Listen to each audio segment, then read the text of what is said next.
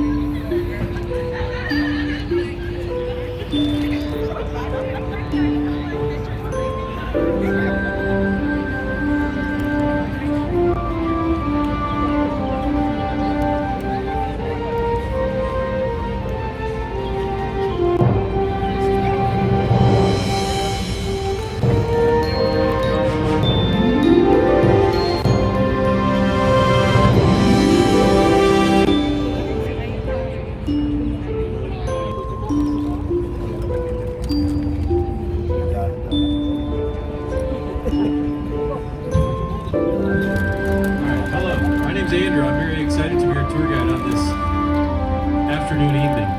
I am always excited to do these tours because during the school year I'm a high school history teacher, so I'm here. That means I'm practically on summer break. Yeah, I have to see those kids for another 10 weeks. One of the classes I love to teach is Chicago history. So I'm going to tell you a bit about some Chicago history on this tour. There's a lot to tell you. Let's get started with the basics. If you look to your left here on this dock that we're just leaving from, there's a flag wrapped around the pole that you can see is our Chicago flag. There's a lot of significance to that flag, but I'll give you the most important part. There's white background, 2 blue stripes, and 4 red stars running across the middle. Each of those stars stands for significant events in Chicago's history. The first star is for the first fort built in this area by the U.S. government. Fourth airport about a half mile west of here on the river. The second star is easily the most important. That was for the Great Fire of 1871, and the last 2 stars are for the 2 World's Fairs Chicago hosted. My other fact to tell you about that flag, this is my favorite thing to tell people about this flag. And everything I'm going to tell you on this tour is true, by the way. I love Chicago history, I love being accurate. There's just so much fun stuff to tell you. My favorite thing to tell you about that flag is how it was designed. That's the winning design from a city contest held about 100 years ago. The Carlisle design for the city. During that contest, the city appointed a local artist by the name of Wallace Rice. He had one job. His job was to create the rules for the contest. That's what he did. Over 1,000 designs were submitted to the contest. Then, in true Chicago fashion, the winning design was the one created by Wallace Rice, the guy who made the rules for the contest. Chicagoans have a problem with corruption. Oh! Wallace Rice made a pretty darn good flag. That flag was recently ranked by people who love flags. Hundreds of them from across the country were surveyed and asked to rate 150 different city flags from across the United States in terms of their overall design. The Chicago flag came in second place.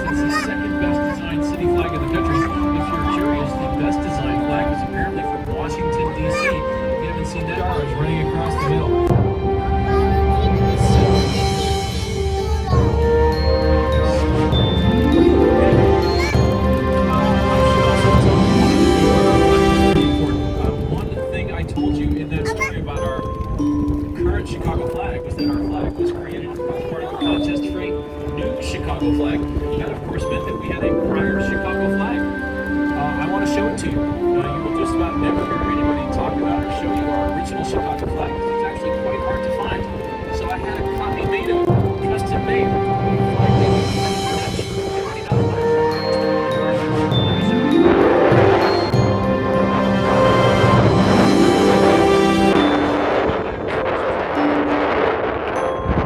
Original Chicago flag. This was made for the 1893 World's Fair. There's obviously two elements to it. Both of them matter for this tour. The white Y-shaped river has long been really important to the city of Chicago. It's been on our flag since 1893. Secondly, we obviously have this brown colored background. This is not meant to be red. It's supposed to be terracotta.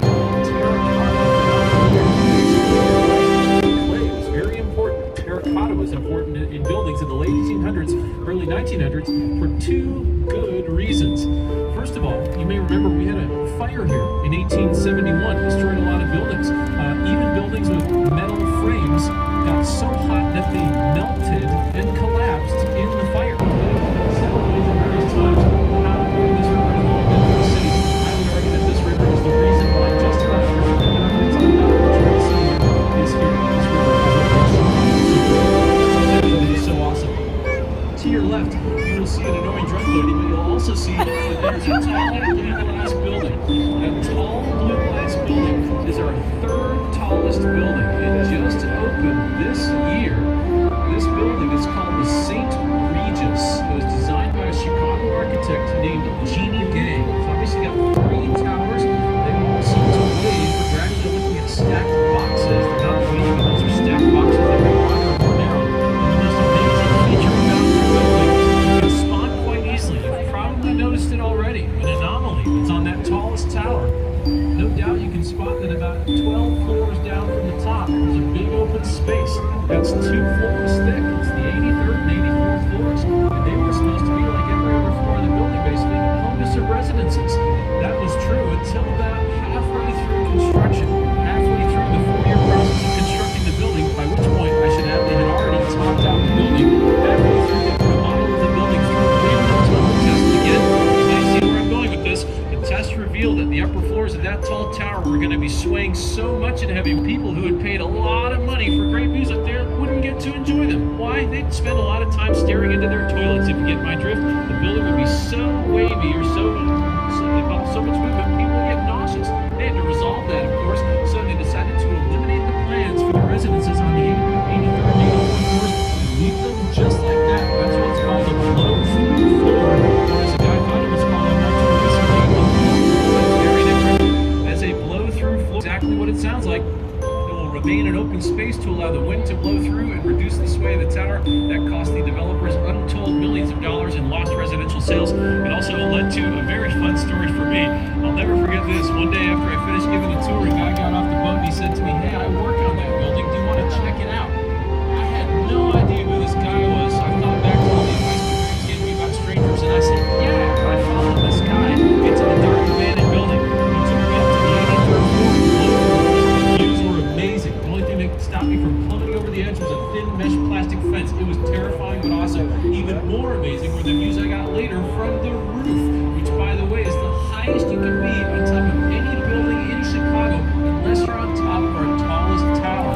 It was awesome. We had a great time. We held hands. I'll never forget it. It was just a really strong connection.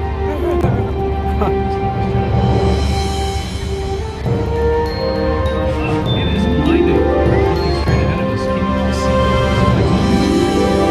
those? Some of you said no, but some of you were nodding, so I don't know what to do with this information. We're going to proceed as planned. Straight ahead of us, there's a building you might make out. It's the second tallest building in Chicago. It's Trump International Hotel and Tower, built in 2009. There's a lot of things to tell you about this building. I think for now, I'll just give you one important fact.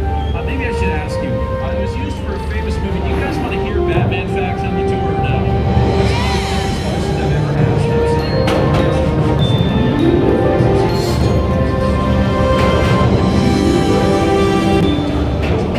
The Joker and Batman fought each other in a partially constructed high-rise. It was that building before it was done. More on that later. Boy, it's almost like the sun is conspiring to shine directly into our faces to spoil the tour. I'll solve this problem for one of you. There you go.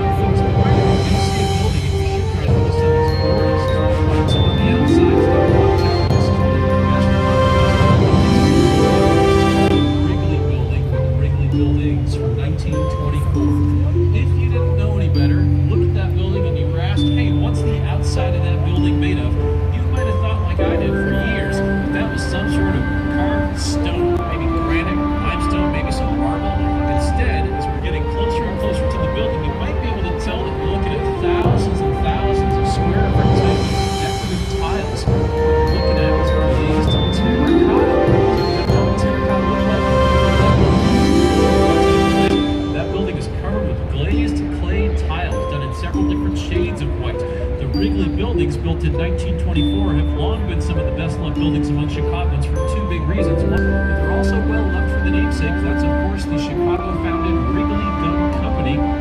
Sadly, the Wrigley buildings are no longer owned. Wrigley left the buildings when they sold them in 2011.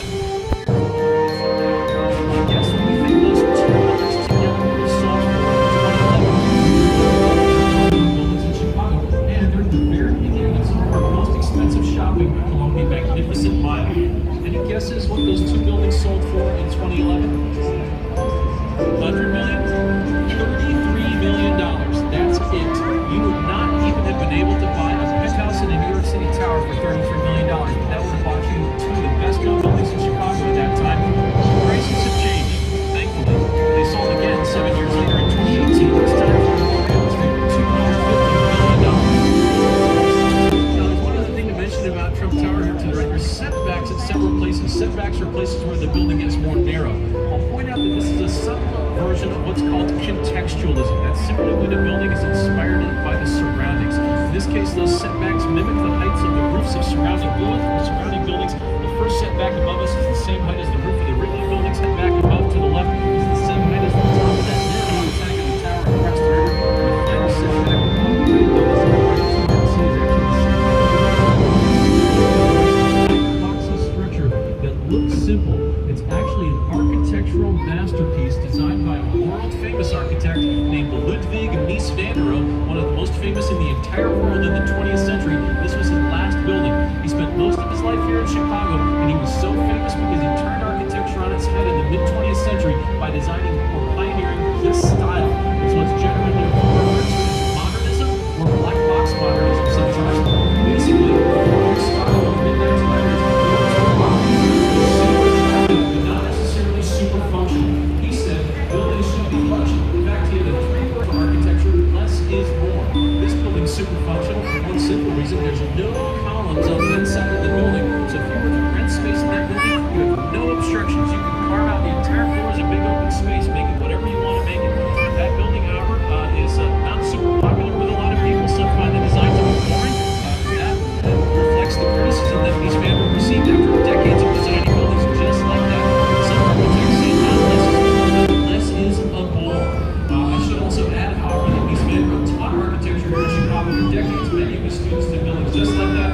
One of them possibly did not like his teachings. He designed these two buildings on the right, the exact opposite of what we just saw. Concrete Brown. These are two of the best known buildings in Chicago, called Marina City, built in 1964 and 67, designed by a guy named Bertrand Lowe. You might be able to guess why they're called Marina City. There's obviously a reading here at high level. The city part of the name Marina City, however, is way more interesting to explain. They're called Marina City because the buildings were meant to be a city within a city for the residents. That is, they were jam-packed with amenities for the residents to enjoy. The reason for that was because when these were built in the 1960s, no one else lived around here. To your left was the Central Business District. To your right, where these buildings were built, was offices, parking lots, and warehouses. That was it, and some railroads as well. So if you lived here, you were basically pretty isolated. So you needed stuff in the buildings. That's why he not only had parking,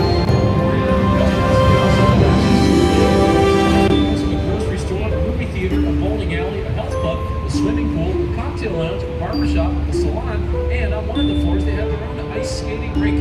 The ice skating rink lasted until the 1990s and had to close in that decade after somebody tragically skidded the structure. I'm just kidding. Man, you're all taking this tour so seriously. Well, you're not paying attention, that's fine. If you're not paying attention, it's just like a normal day teaching high school. Sorry, let's move on. To the right, if somebody were walking up this restaurant, that took just to be constructed. There must have been something there really different before that. Before it was made into that restaurant, it was home to a restaurant. Put this in context, the entire Empire State Building was built in 1 year. All right, let's move on. To the right, we have the oldest building on the main branch of the river. This reddish-brown brick building is from 1914. It's the oldest remaining and one of only two remaining warehouse buildings on the main branch of the river. If you want to get an idea of what our river's architecture used to look like, take this building, copy and paste it down the river. That's where our architecture used to be. It's no longer home to a warehouse. It is now office and retail space, and as you can see, it hosts weddings. To the right, after the bridge, you've got a sleek, tall green lever. This one built in 2009. The green color is another example of contextualism. The green color is meant to mimic the color of the river.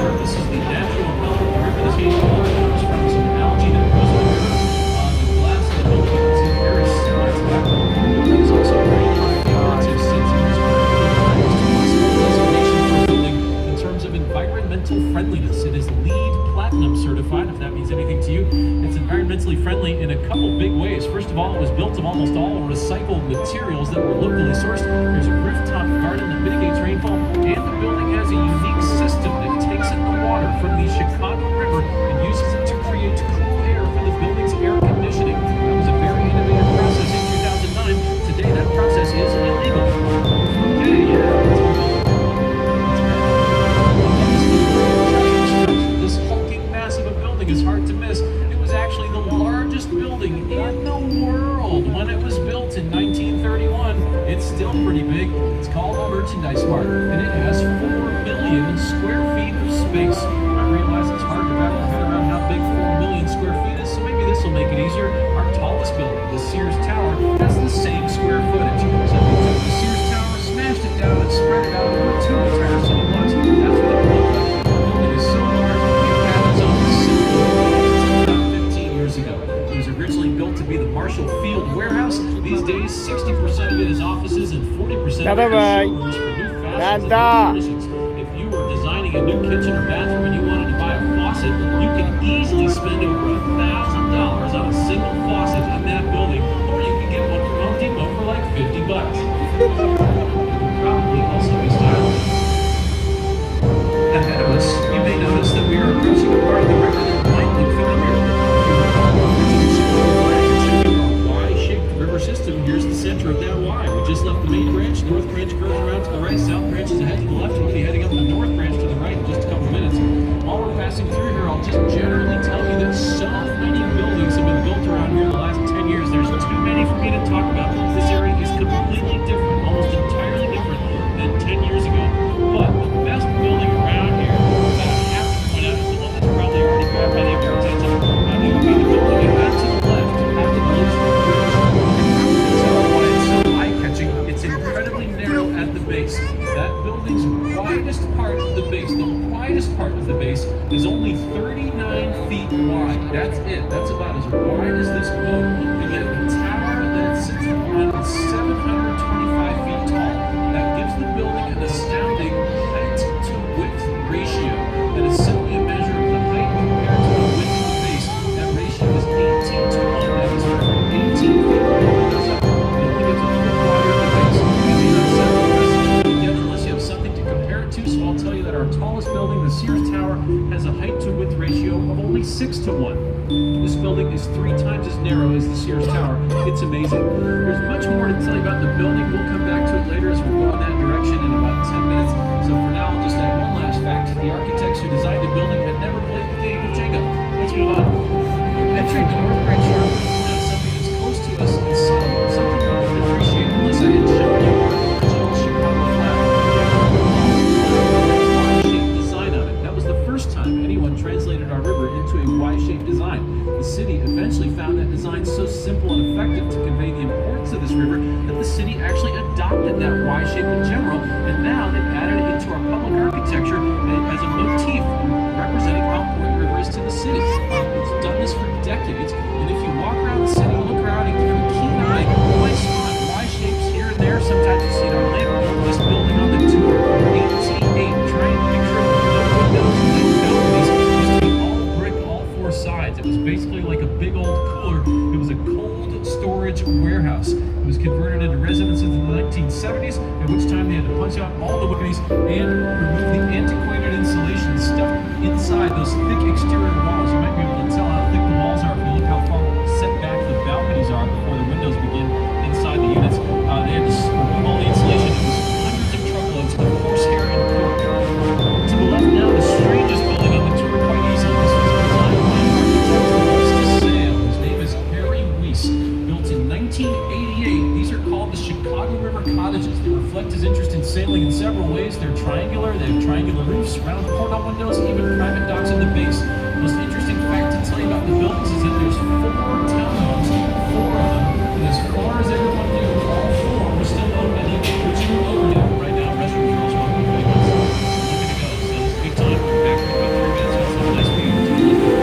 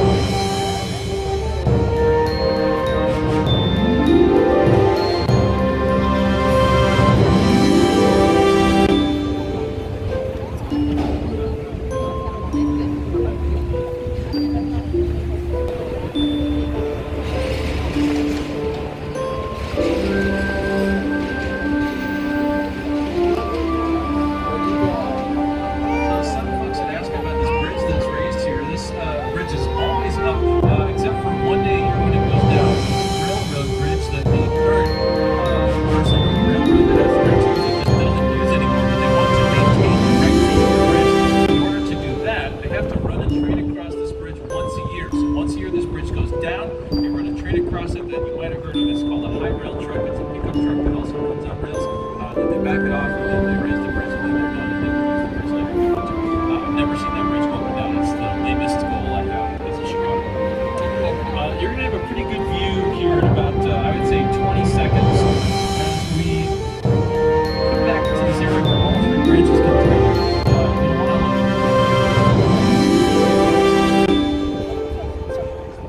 Buildings down there. All right, so heading into the South Branch, there's a lot of other stuff to talk about here in regard to this narrow building on the right that's just after the Lake Street Bridge. This one is the one I mentioned earlier that is so narrow at the base. I haven't told you the name. The name is simple. It's just the address, which is 150 North Riverside. It was done in 2017. Buildings, and this is just how it's going. It's pretty amazing. You also wonder why the building is so narrow like this. That's also interesting. This spot is very narrow.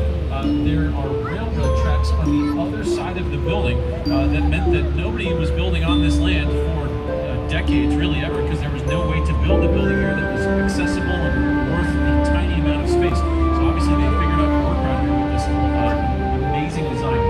This building was done by the same firm that did the building that's coming up ahead to the left after the bridge. Knowing that, you can probably see some similarities in base, just like the previous one. This overhang that is supported by these big V-shaped stilts. This building was done by the same firm I mentioned. That firm is called Getch Partners. It's 3 years newer. This is from 2020. As we go by, you can also see how narrow it's been steered through some of that glass and see just how small it is. Obviously, this building's slightly different with the cutouts. Not quite as amazing, arguably, but I will explain why this exists. They could have just made that one building. But the reason why they did not is because there is a law from past that says that any building that's new or significantly modified along the river has to allow for at least a 30-foot wide setback from the river. That is to allow for a public riverwalk space. The river, by the way, has gone from being a fact, as I'll try and point out later on the tour, the biggest developments, the biggest, hottest developments in the city in several places all along the river. To the right, we have an old building from 1929. This one right next to us. That was a great example of style popular in the 20s and early 30s. You might have heard of it. It's called Orange Protective. Major features including limestone, some sort of gray colored stone on the outside, sweeping vertical lines, and setbacks towards the bottom at the top. The building is mentioned from 1929. Incidentally, it is buildings down the right side of the river that all go and surround the buildings like this one here. It's a black box, which is like the other black box we saw earlier, built in that modernist style. Like this van, not attractive, but really functional. If you guys, for example, know that this building was done by that guy, yes, remember he taught architecture here, so he had lots of students who did buildings just like him. This is one of the buildings done by some of his proteges. I should add that the architecture firm credited with designing this building is the world's most famous architectural firm. They're called Skidmore, Owings and Merrill. And it's not just my opinion. Lots of architects agree. Skidmore, Owings and Merrill, by the way, was founded in Chicago, creating more common structures. Just how common they are. That's the building designed by them. The black box behind us was done by Skidmore, Owings and Merrill. This black building, next building on the right, the white concrete structure was done by Skidmore, Owings and Merrill. Just after it, there's a low black crisscross building. That one was done by Skidmore, Owings and Merrill. The one farther ahead with the green steel and glass facade was done by Skidmore, Owings and Merrill as well. And here to the left, we just passed an unusual white stone building with the windows pushed in a few feet. That was done by Skidmore, Owings and Merrill. There's another building by them. This black granite building was by Skidmore, Owings and Merrill. And that has started to change. I told you I'm a high school teacher. Most of my students call that building the Willis Tower. Also, most of my students call it the Sears Tower. They get very good grades for whatever reason. Whatever you call it, you got a good view of it here right now. You're going to look at the entire western face, and if you look near the top of it, there's a coffee table's worth of glass beneath your feet. Specifically, it's 1.5 inches of glass, from 7 thin layers of glass. Fun story about that glass below their feet. About 10 years ago, 2 years after that opened, there were 4 people sitting on the glass boxes, and thousands of people did. This time was different.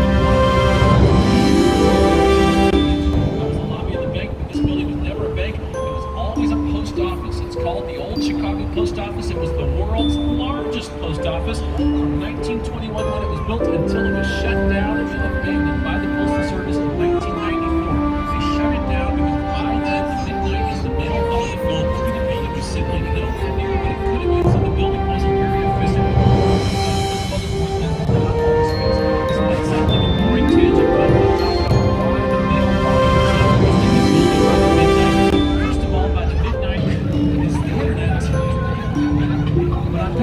It's Oh my god. Oh. substance from trees. I'll put it on TikTok. I don't know. You can explain it to me. I have no idea. I don't know. It's a captive reuse project in the country. It finally opened in 2019 with 2.5 million square feet of office space. Along with that renovation, the building, of course, has a massive roof.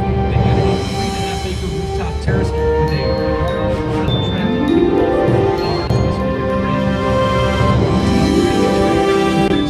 Ahead of us, it's about 5 minutes away. That gives me just enough time to talk about the most important event in Chicago history. You may remember, of course, that's the Great Chicago Fire of 1871. Isn't it talk about the fire here? Not just the time, because we are near the area that burned for 30 hours, starting on the land to your right and jumped the river around this area and burned everything from here to about 4 miles behind you. 3.5 square miles of the city were destroyed. 16,000 buildings were burned to the ground. Great architects that came here we'll talk about in a second. I'll tell you more about later. Might be Chicago's most important president ever. He wasn't just an architect. More on him later. Another guy that came here was Louis Sullivan. Louis Sullivan went out to be a very famous American architect in his own right. But I should also tell you that he might be better known for training the guy that many regard as the best American architect ever. That would be Frank Lloyd Wright. The point is, a lot of America's best architecture, not just Chicago's, but America's best, starts here after the fire. And I think there might even be a fun lesson there for all of us. When you hear from the city where the architecture's not that good, here's an architect who just burn it down. Wait a minute. No problem. There are more benefits to the fire, but I think with the time we've got, I may just have to save them for later. There's so many cool things that happened in Chicago after the fire. But one thing, I guess I'll just tell you this. I told you at the start of the tour that I thought the reason why Chicago is so wonderful and amazing is because of this river. But I don't think I really have the time to explain to you why. So I'm going to go on next. If you go just about like a mile down there, about a mile, maybe a mile and a half, this hill is no regular hill. It's what's called a subcontinental divide. Basically what that means is that when rain falls on the hill, the water goes one of two major directions depending on which side it falls on. So you might be saying, like, well, that's not really. It's special because if the water falls on the east side of the hill, it goes all the way to the Great Lakes and the Atlantic coast. If it falls on the west side of the hill, it goes to the Mississippi River and Gulf of Mexico. Busiest port city in the United States. We made the second cities in the U.S. combined. And that's what made Chicago the center of transportation infrastructure. You can ship stuff all around the eastern half of this country from here, up and down the river by the time steamboats were made, by the way. And eventually, of course, we added railroads. There's tons of the best one I think that you would spot downtown, if you want to go downtown, is what's, I think there's a Target here now. But there's a probably a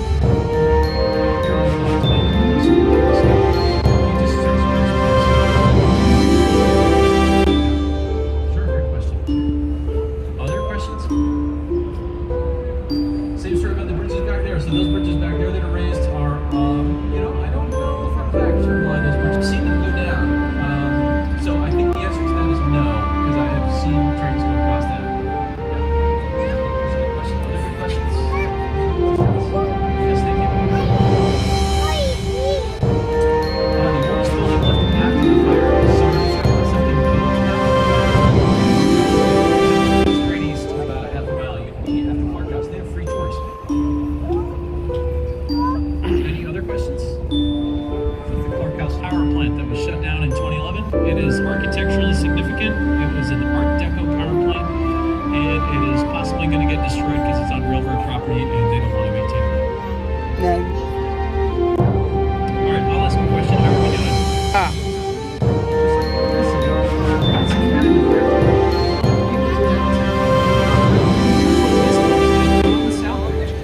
Back in the 1980s when this was built, nobody lived around here. Now to your right, tons of people live around here. This was the first building on the river in the South Branch. For that reason,